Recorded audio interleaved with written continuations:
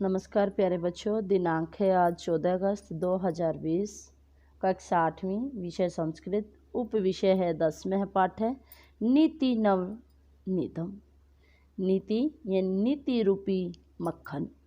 प्यारे बच्चों, प्रस्तुत जो आज का ये पाठ है वो मनुस्मृति के कुछ श्लोकों का संग्रह है। मनुस्मृति में जो श्लोक दिए गए हैं वो सदाचार की दृष्टि से अत्यधिक महत्वपूर्ण है और इन श्लोकों में क्या है, अच्छी अच्छी बातें, नीति से युक्त बातों के विषय में चर्चा की गई है। प्रथम श्लोक में क्या है, नमस्कार के महत्व के बारे में बताया है। द्वितीय और तृतीय में क्या है, माता पिता के प्रति कृतज्ञता दी गई है। तीसरे और चौथे श्लोक में क्या है, सुख दुख में समान रहने का संदेश दिया है। और छठे श्लोक में क्या है, अपने जीवन में अच्छी तरह से विचार करके कदम रखने का संदेश दिया है। प्यारे बच्चों, प्रथम श्लोक है अभिवादनशीलस्य नित्यं वृद्ध उपसेविन चत्वारि तस्य वर्धन्ते आयुर्विद्या यशो बलम।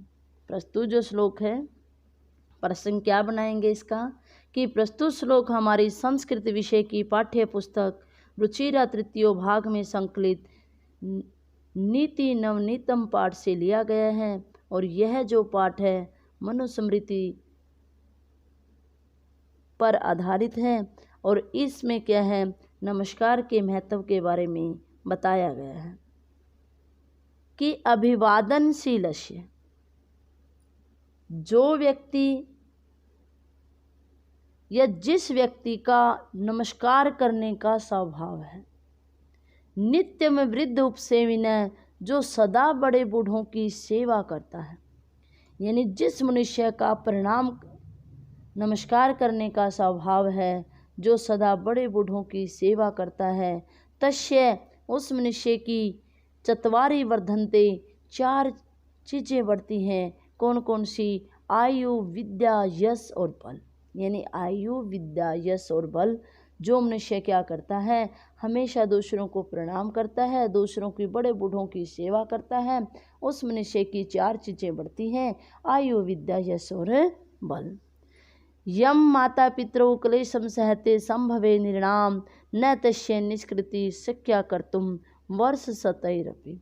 प्रस्तुत जो द्वितीय श्लोक है, फिर इसमें क्या बताया कि एक मनुष्य को पैदा करने के लिए माता पिता जिस क्लेश को सहन करते हैं, हम उसका बदला सैकड़ों वर्षों के द्वारा भी क्या है, नहीं चुका सकते। निर्णाम, मनुष्य को या संतान को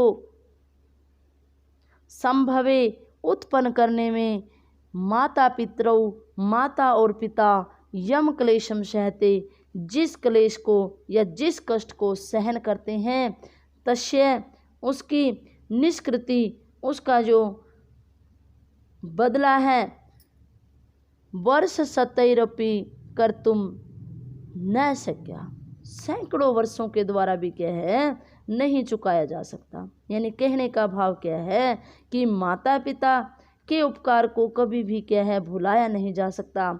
हमारे पालन पोषण में जिन्होंने इतने कष्टों को सहा है, उन कष्टों को हम क्या है, सैकड़ों वर्षों में भी क्या है, वापिस नहीं चुका सकते।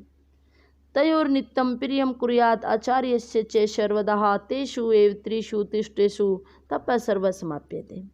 फिर इस श्लोक में क्या बताया है, तयो यानी उन दोनों माता पिता का, नित्यम सदा ही, आचार्यस्य आचार्य का, सर्वदा हमेशा, प्रियम कुर्यात् प्रिय करना चाहिए।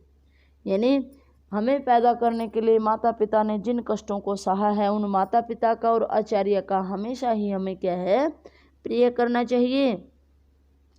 तेषु एव त्रिषु तुष्टेषु, उन तीनों के ही संतुष्ट हो जाने पर तपः सर्वसमाप्यते, सभी तपस्याएं क्या है, समाप्त हो जाती हैं।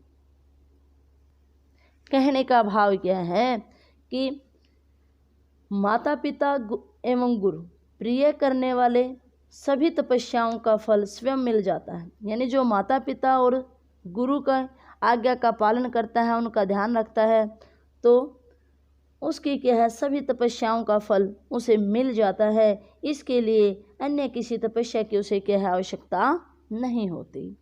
सर्वम परवशम दुखम सर्वम आत्मवशम सुखम एतत् विधात समासेन लक्षणम सुख दुख है। प्रस्तुत जो श्लोक है इसमें क्या है, सुख दुख के लक्षण के विषय में बताया गया है कि सर्वम सब परवशम दूसरे के अधीन दुखम दुख है, कि दूसरे के वश में रहना सभी प्रकार के दुख है। सर्वम आत्मवशम सुखम, और अपने अधीन रहना स्वतंत्र रहना ही क्या है, सब प्रकार से सुखी है। एतत् सुख दुखयो, यही ही क्या है, सुख और दुख का लक्षण समासेन विधात, संक्षेप में क्या है हमें या अलग अलग रूप से हमें क्या है समझना चाहिए कि दूसरे के अधीन होना सब दुख है, अपने अधीन होना सब कुछ सुख है। एतत् यही सुख दुख है, सुख और दुख का लक्षण समासेन अलग अलग रूप से विधात क्या है समझना चाहिए। कहने का भाव क्या है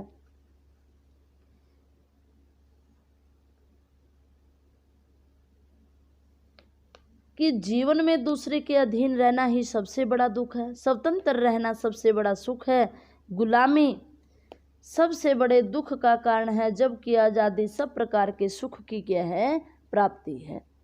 आगे है यत् कर्मम कुर्वतो अस्य स्यात् परितोषो आत्मन है तत्प्रयत्नेन कुर्वीत विपरीतु वर्जित। फिर प्रस्तुत श्लोक में क्या बताया है कि जिस कार्य को करते हुए हमारी अंतरात्मा संतुष्ट हो, हमें उसी कार्य को करना चाहिए, इसके विपरीत कार्य को क्या है हमें छोड़ देना चाहिए।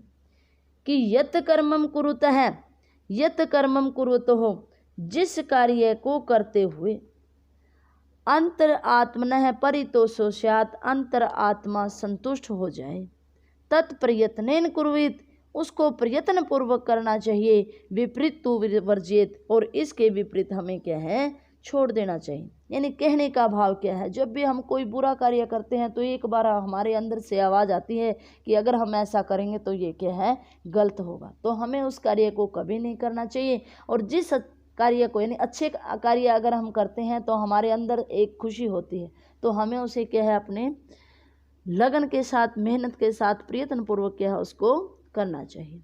दृष्टिपूतम न्यसेत पादम वस्त्रपूतम जलम पिबेत सत्यपूतम वदेत वाचम मनः पूतम समाचरित। फिर प्रस्तुत जो श्लोक है इसमें वाणी, मनुष्य की वाणी और आचरण के विषय में बताया गया है कि मनुष्य को क्या करना चाहिए। दृष्टिपूतम न्यसेत पादम, मनुष्य को दृष्टि से पवित्र किए हुए स्थान पर ही क्या है पैर को रखना चाहिए। वस्त्रपूतम जलम पिबेत, वस्त्र से पवित्र किए हुए जल को ही क्या है हमें पीना चाहिए। सत्यपूतम, सत्य से पवित्र की हुई वदेत वाचम, वाणी को बोलना चाहिए।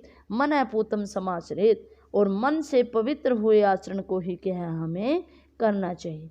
यानी कहने का भाव क्या है कि आँखों से देखते हुए स्थान पर जाना चाहिए, वस्त्रों से छाने हुए जल को पीना चाहिए, वाणी से पवित्र की हुई वाणी, सत्य से युक्त वाणी ही हमें बोलनी चाहिए, और मन के अनुकूल ही हमें क्या है आचरण करना चाहिए। आशा है प्यारे बच्चों आपको ये आज का पाठ समझ में आया होगा। इस वीडियो को आप 3-4 बार देखिए ताकि आपको अच्छी तरह से याद हो जाए। आपका दिन शुभ रहे, स्वस्थ रहे। धन्यवाद।